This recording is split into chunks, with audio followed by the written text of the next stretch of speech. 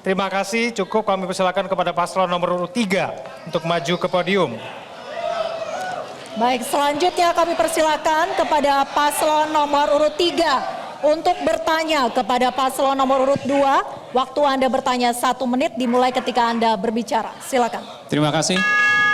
Bahwa saat ini Kabupaten Tangerang sedang memiliki beberapa proyek strategis nasional, tapi bahwa saya mendapat pesan langsung dari Pak Jokowi bahwa proyek strategis nasional itu harus berjalan dengan baik. Kita tahu bahwa sekarang Kabupaten Tangerang tidak dalam keadaan baik-baik saja. Gitu. Pertanyaan saya itu adalah bahwa pesisir utara saat ini banyak sekali tanah-tanahnya itu terkena dengan gusuran dengan nilai-nilai yang kurang layak. Mulai dari mangrove dan lain segala macamnya. Bahwa dari tahun 2015 kalau kita lihat itu ada sejumlah 500 hektar yang terkena abrasi.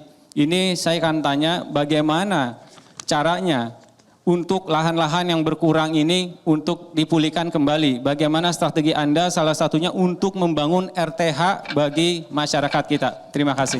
Masih ada waktu jika ingin dimanfaatkan. Terima kasih. Cukup? Baik, kami persilakan paslon nomor urut 2 untuk menjawab. Waktu Anda 2 menit dimulai ketika Anda berbicara. Silakan. Baik, terima kasih.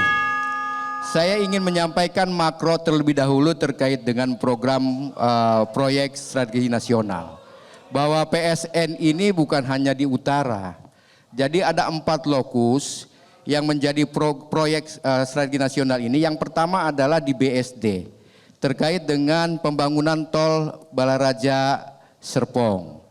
Yang kedua adalah dalam rangka kita mendapatkan suplai air bersih yaitu Karian. Jadi yang dari Lebak untuk bisa didistribusikan ke kabupaten kota lainnya. Itu juga proyek strategi nasional. Yang ketiga adalah terkait dengan kawasan ekonomi khusus. Ini juga bahagian dari upaya mencerdaskan bangsa melalui pendidikan yang ada di BSD. Memang yang keempat ada di wilayah pesisir.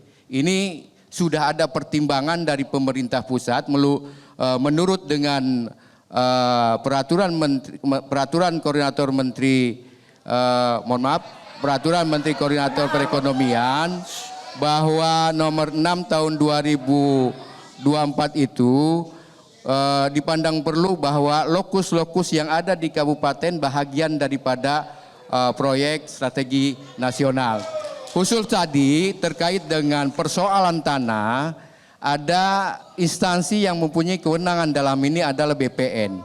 Tentunya kami dari pemerintah daerah mengkoordinasikan dengan BPN tentang tertib administrasi pertanahan. Yang berikutnya adalah pemerintah daerah apabila ada pengaduan terkait dengan persoalan-persoalan pertanahan. Pastinya kami juga menerima sekaligus juga membantu memediasi persoalan tanah-tanah ya yang ada di wilayah Pantura. Saya kira itu, makasih. Baik, waktunya sudah habis.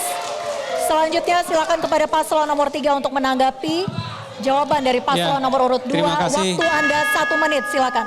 Terima kasih Pak Sekda, tapi pertanyaan saya itu adalah bagaimana cara Anda untuk memulihkan lahan dan tanah RTH yang hilang. Jadi proyek-proyek strategi nasional lainnya itu tidak menjawab pertanyaan saya. Gitu.